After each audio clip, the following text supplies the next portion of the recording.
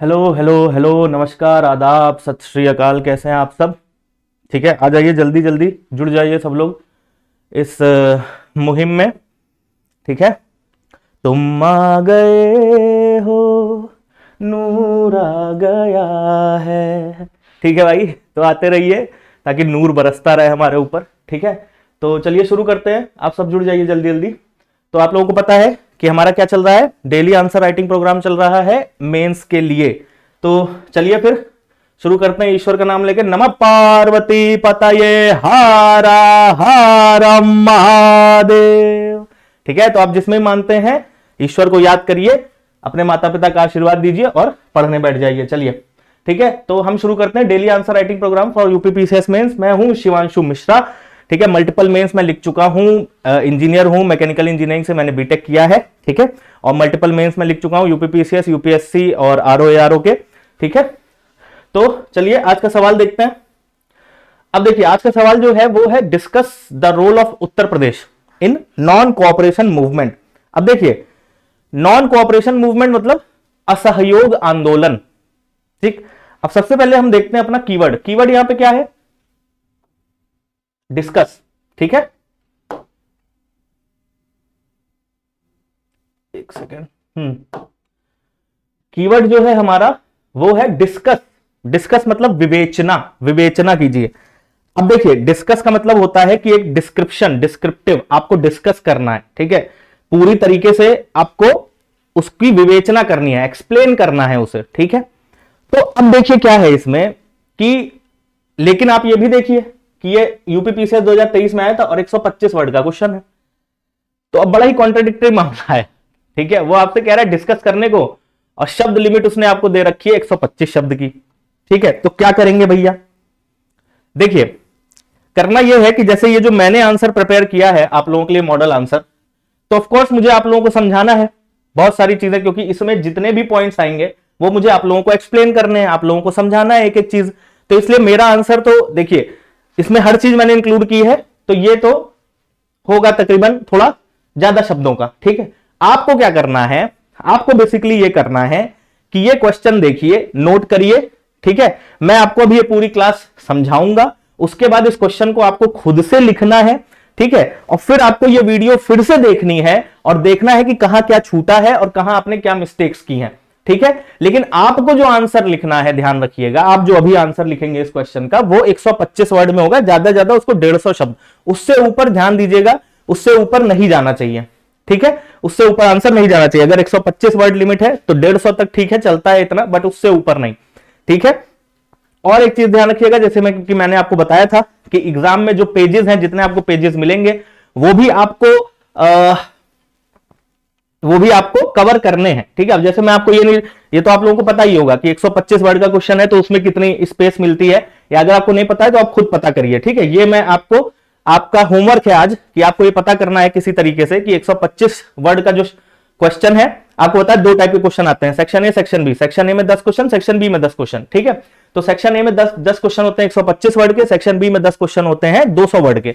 अब आपको यह पता करना है कि 125 वर्ड का जो क्वेश्चन है उसके लिए कितनी स्पेस मिलती है, 200 वर्ड का जो क्वेश्चन है उसके लिए कितनी स्पेस मिलती है आंसर बुकलेट में। ठीक है, और उसी हिसाब से आपको अपना आंसर फ्रेम करना है। और आपको, आपकी कोशिश ये रहेगी कि 125 या 150 वर्ड या फिर 200 वर्ड शब्द के क्वेश्चन में 200 या 220 शब्द तक आपको उसे खत्म करना है।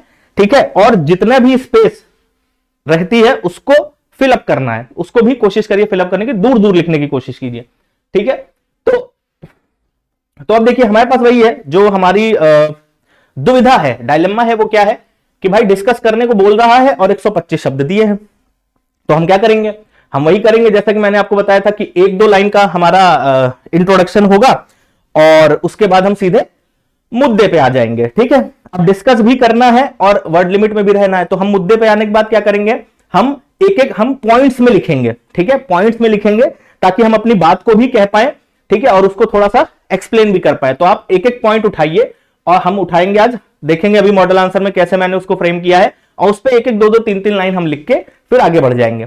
फिर हम एक कंक्लूजन लिखेंगे और हमारा आंसर खत्म हो जाएगा। ठीक है, 2-3 लाइन का मैंने आपको पहले बताया था, 2-3 लाइन का इंट्रोडक्शन, 2-3 लाइन का कंक्लूजन, टू द पॉइंट लिखना है, क्योंकि वैसे भी आपके पास स्कोप नहीं है इधर उधर लिखने का। 125 शब्द है, इधर उधर लिखने का कोई स्कोप नहीं है।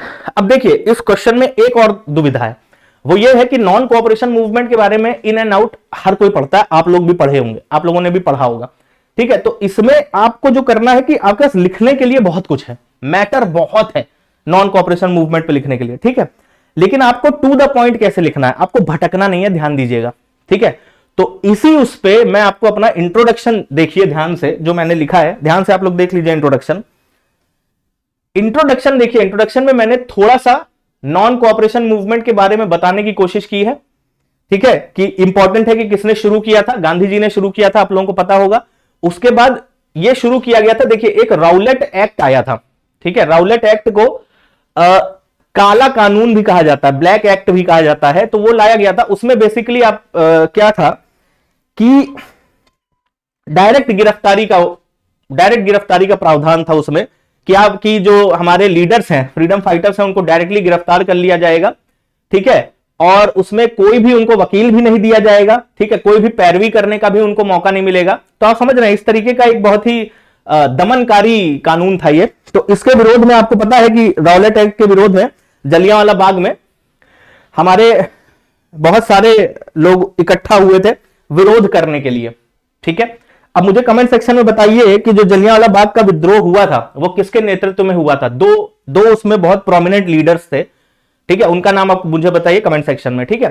तो जलियांवाला बाग में जब काफी लोग इकट्ठा हुए थे इसके खिलाफ प्रोटेस्ट करने के लिए, तो आपको पता है कि वहां पे गोलियां चला दी थी, जनरल डायर ने गोलियां चलवा दी थी, तो उसमें काफी सारे लोग हमारे मारे गए थे।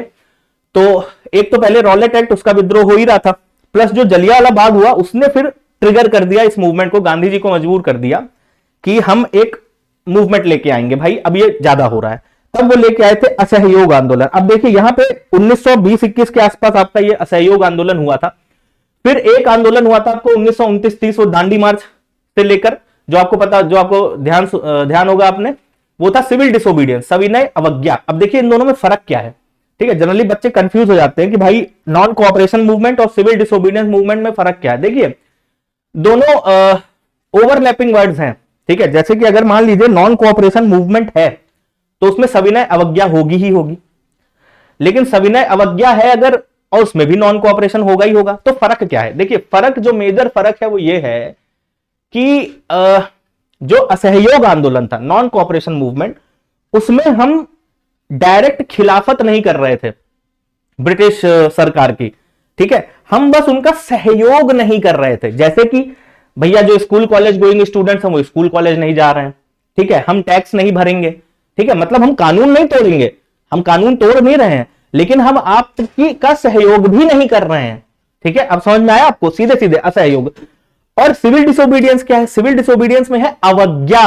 अवज्ञा मतलब आपकी आज्ञा हम नहीं मानेंगे, हम सीधे सीधे आपका विरोध करेंगे। तो देखिए सविनय अवज्ञा में गांधी जी क्या करते हैं, वो ये नहीं कह रहे कि हम भैया नमक का कानून नहीं मानेंगे। अगर वो ये कहते कि हम नमक का कानून नहीं मानेंगे तो वो हो जाता असहयोग, लेकिन वो क्या कर रहे हैं, उन्होंने वो सीधे गए और उन्होंने नमक का कानून तोड़ दिया खुद से, नमक को हाथ लगाकर, ठीक है। तो उन्होंने क्या किया, उन्होंने अवज्ञा करी, डिसओबीडियंस किया। तो ये फर्क है नॉन कोऑपरेशन में और सिविल डिसोबीडियंस मूवमेंट में। मतलब आप ये कह सकते हैं कि सिविल डिसोबीडियंस मूवमेंट जो है, सविनय अवज्ञा आंदोलन, वो काइंड ऑफ एक चैलेंज, डायरेक्ट चैलेंज किया गया था ब्रिटिश गवर्नमेंट को कि अब हम आपका सहयोग तो हम वैसे भी नहीं कर रहे हैं, ठीक है, हम प्रोटेस्ट तो लगातार कर ही रहे हैं, आपका हम सहयोग तो नहीं कर रहे, लेकिन अब हम क्या करेंगे, अब हम आपकी आज्ञा तोड़ना चालू करेंगे, अब हम आपके कानूनों को तोड़ना चालू करेंगे, ठीक है, लेकिन वायलेंस नहीं करेंगे, कानून तोड़ेंगे, लेकिन किस तरीके से तोड़ेंगे, अहिंसात्मक तरीके से।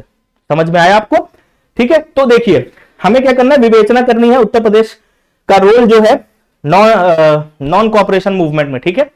तो अब देखिए इसका इंट्रोडक्शन क्या होगा, जैसे कि मैंने आपको बताया कि गांधी जी ने शुरू किया था, ये started by Gandhi ji against Jallianwala Bagh massacre in 1919 and Rowlatt Act, ठीक है। लेकिन मैंने आपको शुरू से बताया है कि जो भी आपका क्वेश्चन है उसकी एक झलकी आपको इंट्रोडक्शन में देनी है। तो झलकी मैं कैसे दूंगा, ठीक है, झलकी मैं कैसे दूंगा, झलकी मैं ऐसे दूंगा कि मैंने पहले लिखा कि भाई गांधी जी ने शुरू किया non cooperation movement against Rowlatt act and Jallianwala Bagh, ठीक है। फिर मैं थोड़ा सा उत्तर प्रदेश के बारे में ऐड कर दूंगा कि Uttar Pradesh being the home to prominent leaders जैसे कि जवाहरलाल नेहरू एंड मदन मोहन मालवीय एटसेट्रा। उत्तर प्रदेश ने भी एक इंपॉर्टेंट रोल प्ले किया।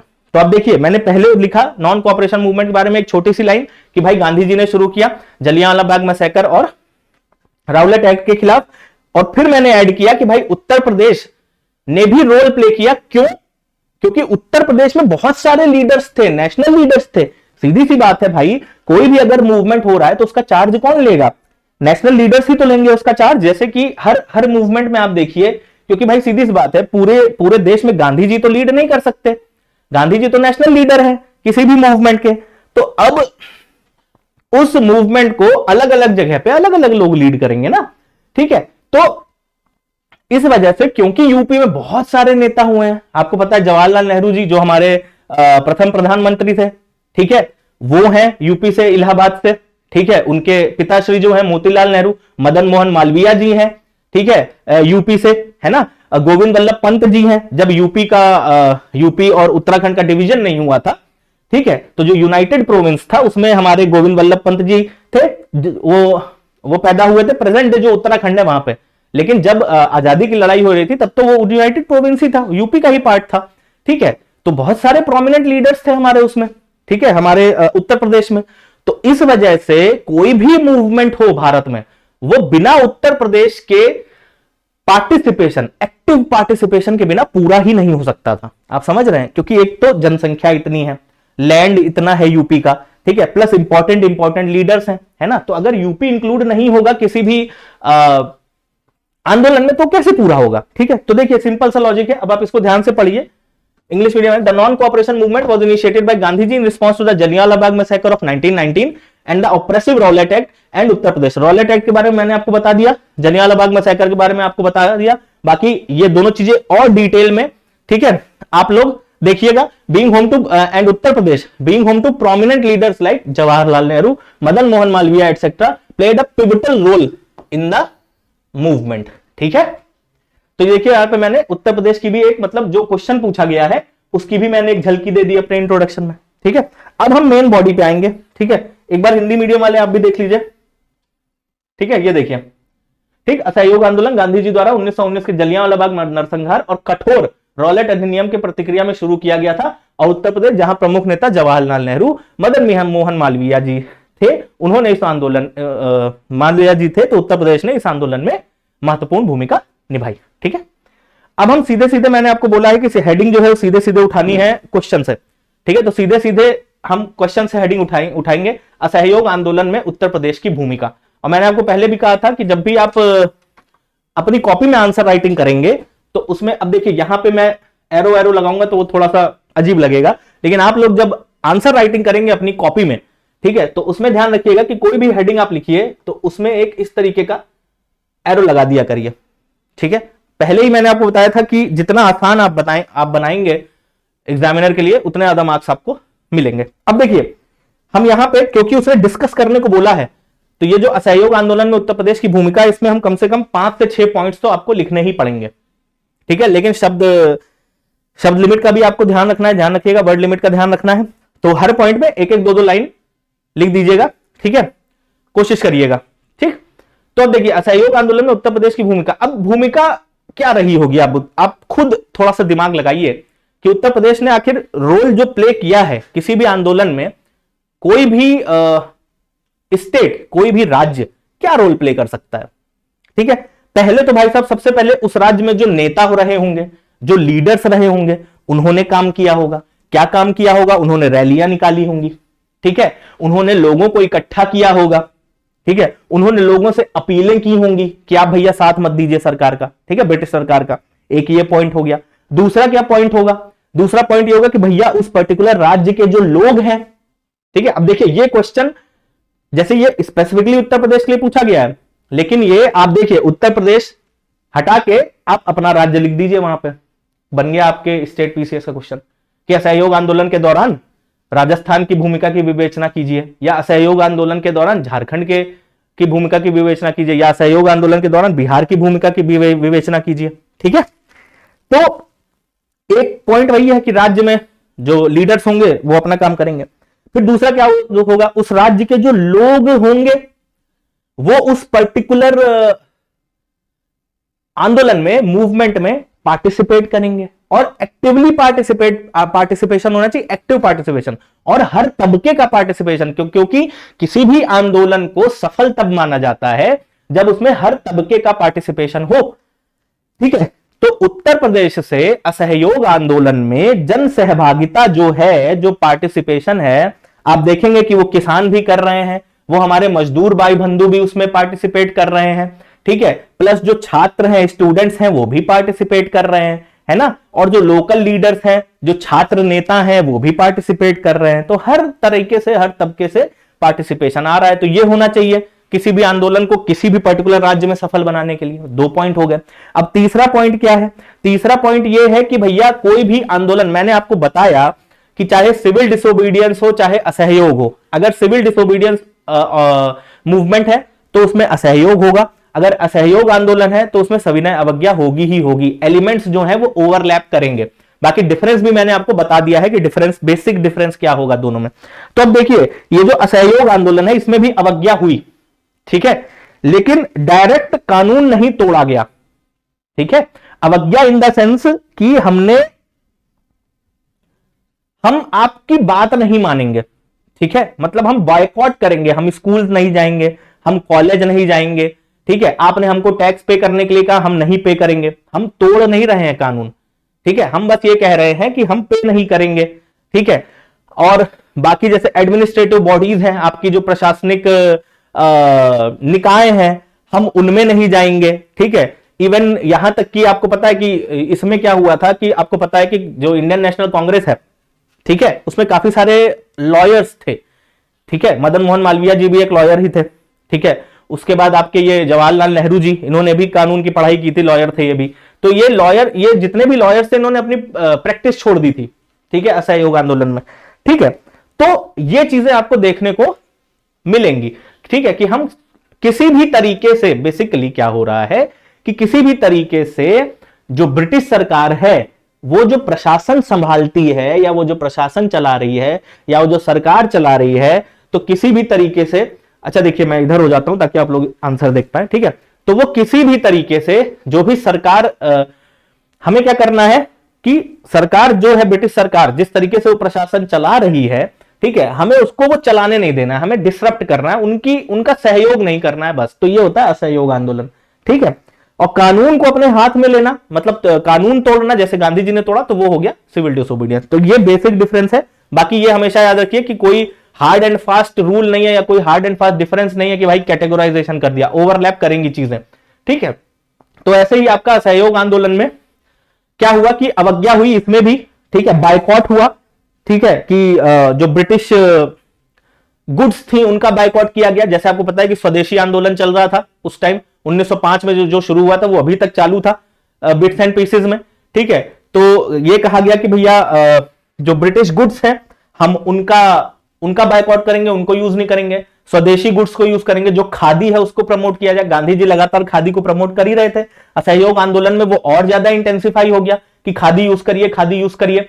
ठीक है, तो ये हुआ, ठीक, कि बड़े पैमाने पर आपका बहिष्कार सा चालू हुआ, बाइकआउट चालू हुआ। ठीक है, खादी का इस्तेमाल चालू हुआ। तो इस तरीके के आपको 5-6 बेसिक पॉइंट्स यूज करने हैं। ठीक है, तो देखिए प्रमुख नेता मैंने आपको बता दिया है, जन सहभागिता, बहुत सारे लोगों ने पार्टिसिपेट किया, फिर देखिए अवज्ञा की गई, बड़े पैमाने पर बहिष्कार हुआ, और फिर स्वदेशी का प्रचार हुआ। अच्छा देखिए, स्वदेशी का प्रचार करना जरूरी क्यों है? भैया सीधी सी बात है, आप असहयोग आंदोलन कर रहे हैं, असहयोग मतलब कि आप चाहते हैं कि जो ब्रिटिश सरकार है वो भारतीयों की मदद से, भाई आपको पता है कि जो प्रशासन चल रहा था वो भारतीयों की मदद से ही तो चल रहा था। और सिर्फ प्रशासन की क्या बात है, आपको पता है कि जो ब्रिटिश ट्रूप्स थे, ब्रिटिश सेना जो थी, उसमें भी सब भारतीय रिक्रूट्स थे। दरोगा जो भी थे, जिनकी मदद से ब्रिटेन, मतलब ब्रिटिश राज भारत में प्रशासन संभालता था, वो भारतीय लोग ही थे, इंडियंस ही थे, सब इंडियंस ही रिक्रूट किए जाते थे। तो बेसिकली यही हो रहा है। ठीक है, तो इस वजह से स्वदेशी जरूरी है। ठीक है, स्वदेशी इस वजह से जरूरी है कि भाई अपने लोग जो हैं, जो अपने लोग हैं, वो ब्रिटिश गुड्स को ना खरीदें। वो, अच्छा देखिए, स्वदेशी सिर्फ इतने तक सीमित नहीं है कि सामान खरीदने तक, कि जो ब्रिटिश गुड्स हैं आप उसको ना खरीदिए, आप लोकल चीजों को खरीदिए। सिर्फ यहां तक सीमित नहीं है स्वदेशी।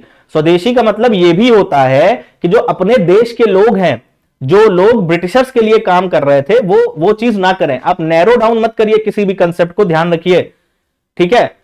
हालांकि हमको पढ़ाया यही जाता है कि भाई स्वदेशी का मतलब यह हुआ कि जो ब्रिटिश गुड्स थी, जैसे उनके जो कपड़े थे वो सारी जला दिए गए थे, कि आप भाई इंडियन स्वदेशी चीजों का इस्तेमाल करें। उसमें आपको पता होगा कि सबने सपोर्ट किया था, लेकिन रविन्द्रनाथ टैगोर जी जो थे उन्होंने कहा था कि भाई ये कैसा प्रोटेस्ट है जिसमें आपको, उन्होंने वेस्टेज का नाम दिया था बेसिकली। रविन्द्रनाथ टैगोर जी ने ये बोला था कि आप कपड़े जला रहे हैं या अगर आप विदेशी सामान जला रहे हैं तो ये वेस्टेज है, आप पहनिए मत, वो ठीक है, लेकिन किसी सामान को वेस्ट मत करिए, आप उसको जलाइए मत, है ना।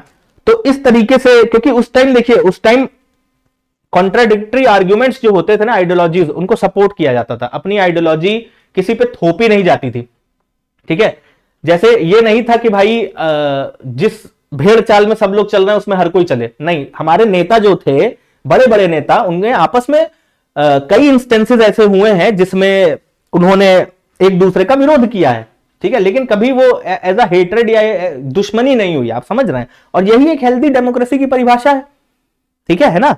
अगर भाई मेरी किसी बात से आप सहमत नहीं हैं और मैंने कुछ कहा और आपने कहा नहीं नहीं ये ऐसा नहीं है, ठीक है, और हम दोनों दोस्त हैं, मित्र हैं, गहरे मित्र हैं, तो यही है, तो है, यही तो एक हेल्दी डेमोक्रेसी है भाई। बस इसी चीज को आप, इसी कॉन्सेप्ट को आप अप्लाई कर दीजिए, जो मैंने दोस्ती कॉन्सेप्ट अभी आपको बताया है, इसी को आप अप्लाई कर दीजिए भाई संसद में और स्टेट में और हर प्रशासन में, हर चीज में। तो बस यही तो हेल्दी डेमोक्रेसी है, ठीक है। तो वही चीज मैंने आपको बताया कि स्वदेशी कंसेप्ट जो है उसको नैरो डाउन मत कीजिए, स्वदेशी का मतलब बहुत ब्रॉड है, ठीक है। तो अब देखिए, ये देखिए, प्रमुख नेता, जन सहभागिता, छात्र, किसान, मजदूर सब शामिल थे। ब्रिटिश प्रशासन को इन्होंने काफी हद तक बाधित किया, क्योंकि सीधी सी बात है भाई, लोग अगर अपना काम छोड़ देंगे, लोकल जो सिटीजन्स हैं किसी भी देश के, वो अपना काम करना छोड़ देंगे, तो किसी भी विदेशी ताकत के लिए वहां पे प्रशासन करना मुश्किल हो जाएगा, है ना। बहुत, मतलब बहुत ही ज्यादा मुश्किल हो जाएगा, ठीक है। फिर देखिए नागरिक अवज्ञा, ठीक, ये देखिए, कर अदायगी से इनकार, ब्रिटिश कानूनों का उल्लंघन, ठीक है, स्वदेशी आंदोलन। अच्छा देखिए, यहां पे उल्लंघन वर्ड को ये मत समझिएगा कि अच्छा कानूनों को ना मानना और कानूनों को तोड़ना, दोनों में फर्क होता है, ठीक है। तो असहयोग में यह हुआ है कि हम कानून को नहीं मानेंगे, लेकिन कानून को तोड़ा नहीं है किसी ने। आप देखिए, जैसे ही कानून को तोड़ा गया चौरी चौरा इंसिडेंट में, तैसे ही गांधी जी ने वापस ले लिया था आंदोलन, ध्यान रहे आपको, ठीक है। तो डिफायंस, यहां पे बेसिकली अब वही हिंदी ट्रांसलेशन देखिए, डिफायंस वर्ड था, ठीक है, लेकिन कहीं भी ये बात नहीं बोली गई है कि कानून ब्रेक करने की बात नहीं बोली जा रही है, आप समझ रहे हैं, ठीक है। तो इसको आप उल्लंघन की जगह, इसमें बेटर वर्ड क्या होगा कि ब्रिटिश कानूनों का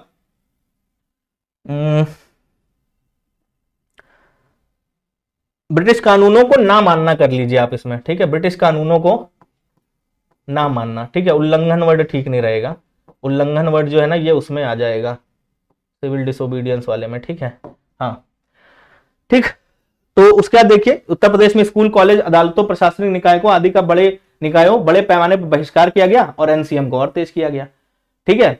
स्वावलंबन और सहयोग के लक्ष्य को बनाए रखते हुए खादी, ये देखिए, ये मैं आपको बता चुका हूं। अच्छा, इसमें देखिए एक और इंपॉर्टेंट चीज जो मैं आपको बताना चाहता हूं ये है कि अगर आपने, देखिए, बार बार रिपीट मत कीजिए चीजों को, आंसर राइटिंग में रिपीट मत कीजिए चीजों को, क्योंकि 125 शब्द हैं, अगर आप उसमें भी रिपीट करने लगेंगे तो एग्जामिनर को लगेगा कि आपके पास कंटेंट नहीं है, ठीक है। तो देखिए यहां पे जैसे मैंने इंट्रोडक्शन में जब ये लिखा कि भाई जवाहरलाल नेहरू और मदन मोहन मालवीय जी का मैंने लिख दिया है आदि, तो यहां पे देखिए, यहां पे मैंने मोतीलाल नेहरू लिखा है कि उत्तर प्रदेश में मोतीलाल नेहरू आदि कई प्रमुख नेता थे, ठीक है। तो ये तीनों नाम मैंने इंक्लूड कर लिए हैं, 2 इंट्रोडक्शन में और एक यहां पे। अच्छा देखिए, यहां पे एक चीज और है, आपको पता है बामा रामचंद्र, अभी मैंने 2-3 क्लास पहले ही इनके बारे में पढ़ाया था, एक क्वेश्चन भी हमने सॉल्व किया था इनके बारे में और स्वामी सहजानंद सरस्वती जी के बारे में। लेकिन ये बड़ा इंटरेस्टिंग कैरेक्टर है चित्तू पांडे जी का, ठीक है, और आप लोगों ने इनको पढ़ा होगा अगस्त क्रांति के दौरान, जो क्विट इंडिया मूवमेंट, भारत छोड़ो आंदोलन हुआ था ना, अगस्त क्रांति, जो महाराष्ट्र में गांधी जी ने 8 अगस्त को इसको शुरू किया था, जो अगस्त क्रांति मैदान भी है वहां का, बड़ा फेमस स्पीच थी गांधी जी की। भारत छोड़ो आंदोलन चालू किया गया था 1942 में, वही 8 अगस्त को, अगस्त क्रांति मैदान आज उसे बोला जाता है, महाराष्ट्र में है वो, ठीक है। तो वहां से, तो उसमें जो नॉन कोऑपरेशन मूवमेंट था, सॉरी नॉन कोऑपरेशन मूवमेंट नहीं, जो क्विट इंडिया मूवमेंट था, भारत छोड़ो आंदोलन जो था, उसमें ये चित्तू पांडे जी जो थे, इन्होंने, उसमें कई सारी पैरेलल सरकारें बनी थी, आप लोगों को ध्यान होगा। एक सरकार सतारा में भी बनी थी, सतारा महाराष्ट्र में चित्तू पांडे ने पैरेलल सरकार बनाई थी बलिया में, ठीक है। पैरेलल गवर्नमेंट, अब पैरेलल गवर्नमेंट का मतलब होता है समांतर सरकार, ठीक है। बेसिकली इसका मतलब यह हुआ कि एक जो आपका केंद्र में ब्रिटिश सरकार है वो तो है ही है, ठीक है, लेकिन हम अपनी खुद की पैरेलल गवर्नमेंट चलाएंगे, ठीक है। अच्छा, ये आज भी होता है। आप देखिए जो नक्सल प्रभावित एरिया हैं वहां पे यही तो चल रहा है। और अभी रिसेंटली देखिए 2-3 आई थिंक 4-5 दिन पहले की खबर है, हमारे जवानों पर अटैक भी हुआ है नक्सली एरिया में, ठीक है, छिंदवाड़ा में आई थिंक। तो ये जो नक्सली एरिया में, आप देखिए नक्सली एरिया में क्या होता है कि वो बैठ के सारे डिसीजन लेते हैं वहां के, ठीक है, और सरकार, किसी भी सरकार के काम को नहीं होने देते हैं, राज्य सरकार का हो चाहे केंद्र सरकार का हो, कोई डेवलपमेंट नहीं होने देते हैं वहां पे, अपना वहां पे एक तरीके से आदेश, और वो आजादी ही मांग रहे हैं कि भाई हमको अलग कर दीजिए, ठीक है। हालांकि फर्क यह है कि आप उसको सरकार का नाम नहीं दे सकते हैं, क्योंकि सरकार में क्या होता है कि एक पावर ट्रांसफर होना चाहिए, तो पावर ट्रांसफर तो हुआ नहीं है। लेकिन चित्तू पांडे जी ने जो बलिया में किया था ना, आपको पता है, बड़ा इंटरेस्टिंग है कि भाई बाकायदा जो डीएम था वहां का, जो कलेक्टर था, डीएम ने, जो कलेक्टर था, उसने बाकायदा पावर ट्रांसफर किया था इनको मतलब ये इतना अच्छा आंदोलन, इतना खतरनाक आंदोलन इन्होंने लीड किया था चित्तू पांडे जी ने, कि इनको कलेक्टर ने पावर ट्रांसफर किया था। आप समझ रहे हैं, सत्ता का हस्तांतरण हुआ था बाकायदा, कि ये आपकी, अब से यहां की सरकार आपकी है बलिया की। तो इस वजह से इसको पैरेलल गवर्नमेंट का नाम दिया जाता है। आप समझ रहे हैं, आज भी इस तरीके के इंस्टेंसेस है, बट आप उनको गवर्नमेंट का नाम नहीं दे सकते हैं। जैसे कि नॉर्थ ईस्ट में भी बहुत से लोग बहुत जगह पे वो नहीं मानते हैं सरकार की बात, खुद से वो करते हैं, ठीक है, ऐसे ही नक्सली एरियाज में होता है, बट आप उसको सरकार का नाम नहीं दे सकते क्योंकि कोई पावर ट्रांसफर नहीं हुआ है, ठीक है। जो गवर्नमेंट है, चाहे राज्य सरकार है, उसने ये नहीं कहा कि भैया अब हम पावर ट्रांसफर कर रहे हैं, आप अपना चलाइए, नहीं, पावर ट्रांसफर कहीं नहीं हुआ है, इसलिए इसको सरकार का नाम नहीं दिया जा सकता, गवर्नमेंट का नाम नहीं दिया जा सकता। लेकिन उस टाइम पे बलिया में प्रॉपर पावर ट्रांसफर हुआ था, इस वजह से चित्तू पांडे जी को, इस वजह से इसको समांतर सरकार कहा जाता है। और मजे की बात यह भी है, देखिए चित्तू पांडे जी को बलिया का टाइगर कहा जाता है, बलिया का टाइगर, बलिया का शेर, ठीक है इनको। और ये बाकायदा जवाहरलाल नेहरू जी और सुभाष चंद्र बोस जी ने इनको कहा था, बलिया का टाइगर, बलिया का शेर, बलिया का टाइगर, ठीक है। तो वही हफ्ता भर तकरीबन सरकार ये चली थी इनकी, और फिर भैया ट्रूप्स आ गए थे, ब्रिटिशर्स ने अटैक कर दिया था, तो वही सरकार भंग हो गई थी। 19 अगस्त 1942 को बनी थी ये सरकार, ठीक है। इन्होंने जो बलिया में सरकार बनाई थी 19 अगस्त 1942 को। अब आप लोगों का क्वेश्चन ये होगा कि सर ये बात तो ये 1942 है, ठीक है, कि ये बात तो सर नॉन कोऑपरेशन मूवमेंट की है, सॉरी ये बात तो क्विट इंडिया मूवमेंट की है, भारत छोड़ो आंदोलन की है, हम तो अभी नॉन कोऑपरेशन मूवमेंट पा रहे हैं, तब फिर। अब सर देखिए सीधी सी बात है, एक इंसान जिसको खुद जवाहरलाल नेहरू जी और सुभाष चंद्र बोस जी बलिया का शेर, बलिया का टाइगर बुला रहे हैं, वो रातों रात तो ऐसा बना नहीं होगा। आप समझ रहे हैं मैं क्या कह रहा हूं। तो ये लोकल नेता थे, काफी समय थे, ठीक है। तो नॉन कोऑपरेशन मूवमेंट असहयोग आंदोलन के दौरान भी चित्तू पांडे जी जो थे, उन्होंने लोकल जो बलिया एरिया था, बलिया का, वहां पे इन्होंने काफी प्रदर्शन और काफी सारी रैलियां निकाली थी सरकार के विरुद्ध, ब्रिटिश सरकार के विरुद्ध, ठीक है। तो ये भी उसमें इन्वॉल्व थे। जैसे कि आपको पता होगा कि असहयोग आंदोलन में सुभाष चंद्र बोस जी भी इन्वॉल्व थे, उन्होंने भी और काफी सारे हमारे क्रांतिकारी जो थे, वो जब गांधी जी ने डिसीजन लिया था चौरी चौरा के बाद कि भैया हम समाप्त कर देंगे, इसको समाप्त कर दिया था सहयोग आंदोलन को, तो बहुत सारे नेता उसके बाद गांधी जी से वो सहमति नहीं रखते थे, तो इस वजह से वो अलग हो गए थे उनकी विचारधारा में। और यहीं से आपका जन्म होता है, आपको जान के बड़ी इंटरेस्टिंग फैक्ट है कि यहीं से जन्म होता है हमारे भगत सिंह जी का, ठीक है, चंद्रशेखर आजाद जी, ये सब लोग इस आंदोलन में थे, असहयोग आंदोलन में, और गांधी जी के साथ बहुत तन्मयता से लगे हुए थे। लेकिन जब एक हिंसा की घटना के बाद चौरी चौरा में जो हिंसा की एक घटना हुई और इन्होंने अपना वापस ले लिया, ठीक है, असहयोग आंदोलन गांधी जी ने वापस ले लिया, तब फिर भैया ये सब लोग उनसे असहमति जताई उन्होंने, और गांधी जी ने अपना फैसला नहीं बदला, इस वजह से काफी सारे बड़े बड़े नेता जैसे सुभाष चंद्र बोस जी, भगत सिंह जी, काफी सारे बड़े बड़े नेशनल लीडर्स जो थे, क्रांतिकारी जो थे, वो अलग हो गए थे। ठीक है, तो क्योंकि उनका यह मानना था कि भाई जब अंग्रेज जो हैं वो इतना दमन करते हैं, लोगों को मारते हैं, ठीक है, वो अपना आंदोलन या वो अपना दमन नहीं रोक रहे हैं, तो हम एक घटना की वजह से अपना आंदोलन क्यों। अच्छा, इंपॉर्टेंट ये भी है कि आंदोलन बहुत अच्छा चल रहा था, ये भी बड़ी इंटरेस्टिंग चीज है कि बहुत अच्छा आंदोलन चल रहा था, सहयोग आंदोलन। आपको पता है बहुत सारे हिस्टोरियंस, इतिहासकार ये बोलते हैं कि अगर गांधी जी ने यह आंदोलन ना रोका होता, आप समझ रहे हैं, तो 1923 या 1922 तक हमको आजादी मिल गई होती, उसी टाइम हमको आजादी मिल गई होती और अंग्रेजों को भारत से जाना पड़ता, इतना अच्छा यह आंदोलन चल रहा था। ठीक है, तो इसमें आपका बड़ा मतलब, अब सबके अपने अपने पॉइंट ऑफ व्यू है कि गांधी जी ने सही किया या गलत किया, तो उस डिबेट में आप मत पढ़िए। हालांकि आपको पता होना चाहिए और आपका अपना एक ओपिनियन भी होना चाहिए कि गांधी जी ने सही किया या गलत किया, लेकिन वो ओपिनियन फैक्ट्स पे और आर्ग्यूमेंट्स पे बेस्ड होना चाहिए, ध्यान रखिएगा। क्योंकि अगर ऐसा कभी क्वेश्चन मान लीजिए आ जाता है मेंस में कि व्हाट डू यू थिंक, या आप क्या सोचते हैं कि गांधी जी ने चौरी चौरा के बाद असहयोग आंदोलन को खत्म करके सही किया या गलत, आपका ओपिनियन क्या है, तो वहां पे आप हवा में बात नहीं कर पाएंगे।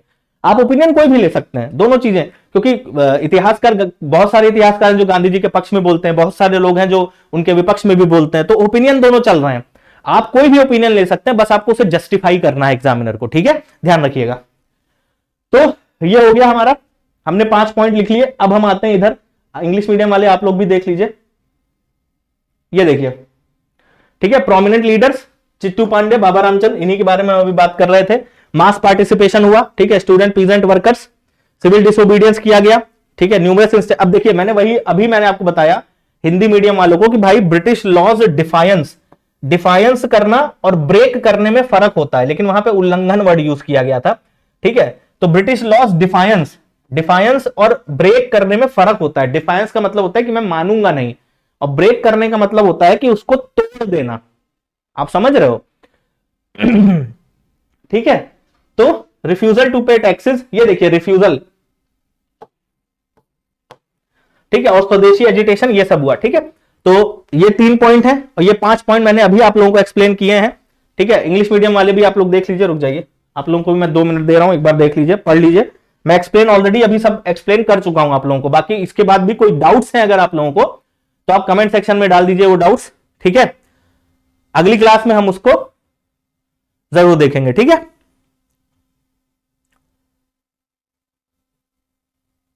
खुद से, फिर से मैं आप लोगों को दोहरा रहा हूं बात कि खुद से आंसर लिखने की कोशिश कीजिए, टीपना नहीं है कि अब सर हटे हैं स्क्रीन के सामने से जल्दी जल्दी जल्दी जल्दी टीप लें। नहीं भैया, नहीं, सर नहीं लिखेंगे एग्जाम में आंसर आप लोगों के लिए, आप लोगों को खुद ही लिखना पड़ेगा। इसीलिए क्वेश्चन लिखिए, सिर्फ लेक्चर देखिए और जो मैं समझा रहा हूं वो समझने की कोशिश करिए। ठीक है, क्वेश्चन देखिए, खुद से लिखिए। ठीक है, और उसके बाद फिर जब आप आंसर आपका कंप्लीट हो जाए तो फिर इस वीडियो को देखिए और फिर मैच करिए कि भाई क्या है। ठीक है, कि आप लोगों ने कुछ चीज मिस कर दी है ना? ठीक है, ओके, चलिए अब अगली स्लाइड पे। ठीक है, देखिए इसके बाद 1 मिनट दे रहा हूं, आप लोग को देख लीजिए। इंग्लिश मीडियम वाले, हिंदी मीडियम वाले, आप लोग 5 पॉइंट देख चुके हैं एक साथ। ठीक है, और फिर से मैं दोहरा रहा हूं कि रिजिड मत बनिए, भाषा को लेकर रिजिडिटी ठीक नहीं है। अगर ये इंग्लिश वाली स्लाइड है तो इसको हिंदी वाले भी समझने की कोशिश करें, या हिंदी वाली स्लाइड्स जो मैंने अभी दिखाई थी उसको इंग्लिश वाले भी समझने की कोशिश करें। मैं चाहता तो मैं यहीं पे, यहां लार्ज स्केल बाइकआउट लिखा है, मैं यहीं पे ट्रांसलेशन कर देता, यहां इंग्लिश की ये लाइन लिखी है, इसका ट्रांसलेशन नीचे कर देता हिंदी में, लेकिन फिर खिचड़ी पक जाती, आप ही लोगों को परेशानी होती। ठीक है, पढ़ने में। ठीक है, उसका कोई फायदा नहीं है, इसीलिए मैंने आप लोगों की सुविधा के लिए ये अलग अलग किया है। मेरा जो प्रयास है वो यही है कि आप लोगों को आंसर राइटिंग की कला आए, उत्तर लेखन की कला सीखें आप लोग। ठीक है, इसलिए ज्यादा से ज्यादा आसान करूंगा मैं आप लोगों के लिए, अच्छा सा अच्छा कंटेंट आसान से आसान भाषा में मैं आप लोगों को दूंगा। ठीक है, लेकिन आपको भी मेहनत करनी है। ठीक है, अब देखिए यहां पे ये चीज ऐड करना बहुत जरूरी है। ठीक है, चौरी चौरा इंसिडेंट कहां हुआ था? चौरी चौरा कहां पे है जगह? ये जगह है गोरखपुर के पास। गोरखपुर कहां आता है? यूपी का एरिया है ना गोरखपुर। बारिश बहुत होती है यहां पे, यूपी स्पेशल का क्वेश्चन। ठीक है। और गोरखपुर से जब इस तरफ से, गोरखपुर की साइड से वेस्ट की तरफ जब मानसून बढ़ता है तो बारिश कम होती जाती है यूपी में। ठीक है, तो इस चीज को समझिए। ठीक है, हर चीज पे ध्यान रखिए। ठीक है, और बलिया का जैसे मैंने आपको बताया था अभी चिट्टू पांडे जी के बारे में, तो बलिया भी आपको पता है कि ईस्टर्न मोस्ट सिटी है यूपी की, सबसे पूर्वी। ठीक है, तो ये सारे, जैसे ही आप ये सारी चीजें पढ़े आपके दिमाग में ये आना चाहिए। जैसे ही आपने गोरखपुर पढ़ा आपके दिमाग में चीजें आनी चाहिए गोरखपुर को लेकर, जो भी इंपॉर्टेंट बातें हैं। ठीक है, तो ये लिखना बहुत जरूरी है क्योंकि चौरी चौरा इंसिडेंट की वजह से ही असहयोग आंदोलन खत्म हुआ था, नॉन कोऑपरेशन मूवमेंट खत्म हुआ था। ठीक है, तो ये एक निगेटिव पॉइंट है। उत्तर प्रदेश का जो कंट्रीब्यूशन है हमारा नॉन कोऑपरेशन मूवमेंट में, उसको लेके ये एक निगेटिव पॉइंट है, लेकिन ये बहुत इंपॉर्टेंट पॉइंट है, तो ये आपको अपने आंसर में ऐड करना ही करना है। ठीक है, तो इसलिए मैंने पहले पॉजिटिव चीजें बता दी। ठीक है, क्योंकि वो देखिए कंट्रीब्यूशन वो आपसे पूछ रहा है तो वो एक पॉजिटिव टोन ही है, क्वेश्चन की टोन पॉजिटिव है। ठीक है, कि discuss the contribution of Uttar Pradesh in non cooperation movement, तो क्वेश्चन की टोन पॉजिटिव ही है, तो आप ज्यादा से ज्यादा पॉइंट पॉजिटिव लिखेंगे। लेकिन क्योंकि ये इतना इंपॉर्टेंट, अगर ये इंपॉर्टेंट पॉइंट ना होता तो हम इसको स्किप कर देते, लेकिन ये चौरी चौरा इंसिडेंट इतना ज्यादा इंपॉर्टेंट है और इसी वजह से आंदोलन खत्म हुआ था कि ये आपको लिखना है। लेकिन ये आप पॉजिटिव पॉइंट में नहीं लिखेंगे, क्योंकि भाई एक इंसिडेंट हो रहा है जिसकी वजह से आंदोलन खत्म हो जा रहा है, तो कंट्रीब्यूशन कैसे हुआ, है ना। तो इस वजह से आप कंक्लूजन के जस्ट पहले एक लाइन लिख देंगे इस तरीके की। ठीक है, और बिलीव मी अगर आप ये लाइन लिख देते हैं कंक्लूजन और आपका मेन बॉडी के जस्ट बीच में एक दो लाइन ये लिख देते हैं ना, तो आपको एक नंबर तो एक्स्ट्रा जरूर, मिनिमम एक नंबर तो एक्स्ट्रा आपको जरूर मिलेगा। ठीक है, एग्जामिनर जरूर देगा आपको। तो देखिए इस तरीके से आपको अपनी नॉलेज को यूज करना है। आप समझ रहे हैं, अपना आपके पास जो ज्ञान है ना उसको इस तरीके से यूज करना है, इस तरीके से अप्लाई करना है। ठीक है, तो चौरी चौरा इंसिडेंट, और आपको बताना है कि ये एक अनफॉर्चुनेट और ये नहीं होना चाहिए था। ठीक है, ये इंसिडेंट नहीं होना चाहिए था, आप समझ रहे हैं। तो ये अनफॉर्चुनेट इंसिडेंट है जो हुआ और इसकी वजह से मूवमेंट खत्म हो गया। ठीक है, और गांधी जी ने मूवमेंट एंड कर दिया ये चौरी चौरा इंसिडेंट की वजह से। ठीक है, तो ये एक पॉइंट आपको बॉडी और कंक्लूजन के बीच में ऐड करना है। ठीक है, उसके बाद देखिए अब हम सीधे कंक्लूजन पे आ जाते हैं। अब देखिए कंक्लूजन मैंने आपको बताया था कि भाई थोड़ा सा फ्यूचरिस्टिक या थोड़ा सा उसको प्रेजेंट में लाने की। अब इस क्वेश्चन में आप कैसे प्रेजेंट में लाएंगे कंक्लूजन को, बताइए। बहुत आसान है, आपको ये बोलना है कि भैया पहली चीज तो मैंने कहा था कि नैरो डाउन नहीं करना है, तो उसके लिए आप क्या करेंगे, आपको ये ऐड करनी है लाइन कि सिर्फ और कि ऐसा नहीं है कि सिर्फ नॉन कोऑपरेशन मूवमेंट में उत्तर प्रदेश का योगदान था, जितना फ्रीडम स्ट्रगल था पूरा का पूरा उसमें उत्तर प्रदेश का योगदान था। आप यहां पे ईयर भी ऐड कर सकते हैं, बल्कि ईयर ऐड करना ही है आपको। ठीक है, ईयर ऐड मैंने इसलिए नहीं किया है क्योंकि फ्रीडम स्ट्रगल जो है वो 1857 से जो भी आपका 1947 तक बोला जाता है, लेकिन ये इसके पहले से चल रहा था, एजिटेशंस इसके पहले से हो रहे थे, बहुत सारे पीजेंट मूवमेंट्स, लेबर मूवमेंट्स भी हुए हैं इसके पहले से। तो ये काइंड ऑफ डिबेटेबल है कि फ्रीडम स्ट्रगल 1857 से ही शुरू हुआ था। ठीक है ना, तो इस वजह से मैंने इसको ऐड नहीं किया था। बाकी ठीक है, आप इसको ऐड भी कर सकते हैं कि not only non cooperation movement but Uttar Pradesh played crucial roles in whole of the freedom struggle. अब यहां पे आप लिख सकते हैं ब्रैकेट में 1857 टू 1947। ठीक है, तो ये हो गया, आपने अपने आंसर को ब्रॉड कर दिया।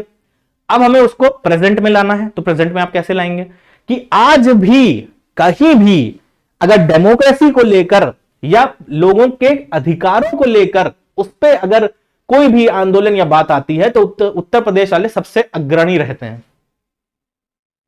ठीक है, ये आपको ऐड कर देना है। ठीक है, और अग्रणी रहते ही हैं, ये कॉमन सेंस की बातें हैं। मैंने आपको पहले ही बताया था कि आंसर राइटिंग की कला में जरूरी नहीं है कि आप हर चीज जो आपने पढ़ी है या रटी है वो आप लिखें, ये कॉमन सेंस की बात है।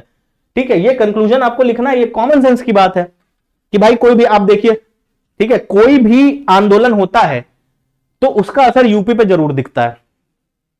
ठीक है, आप समझ रहे हैं।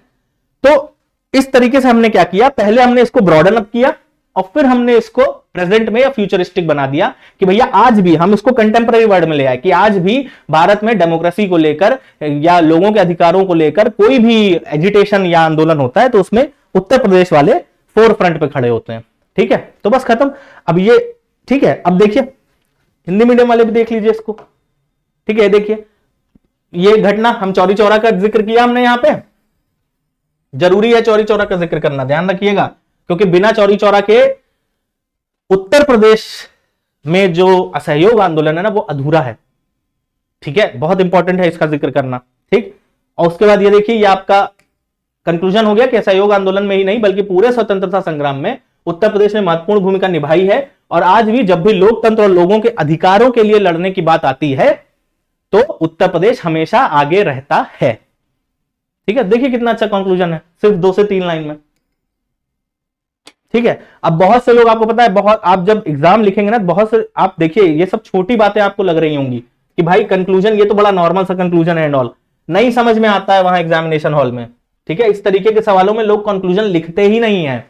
ठीक है, क्योंकि समझ ही नहीं आता कि इसमें हम क्या कंक्लूजन लिखें भाई। ठीक है, तो लोग कंक्लूजन लिखते ही नहीं है। तो अगर आप 1-2 लाइन अपना सजा के बढ़िया सा हिंदी इंग्लिश में बढ़िया सा और कंटेंट ड्रिवन लाइन, ठीक है, क्वेश्चन के अकॉर्डिंग लाइन अगर आप कंक्लूजन में लिख देंगे ना, तो ये ऐसे ही आधा मार्क्स 1 मार्क आपको चुराना है। ठीक है ना, तभी आप औरों से, अब तभी आप अपने कंपटीशन में आगे रहोगे। ठीक है, और सबका गोल यही है ना आपका कि कंपटीशन में आगे रहना है, रैंक लाना है, एसडीएम बनना है, डीएसपी बनना है। ठीक है, तो ठीक है, कोई डाउट होगा आप लोगों को तो आप लोग पोस्ट कर दीजिएगा कमेंट बॉक्स में। ठीक है, तो ये हमारा खत्म हो गया।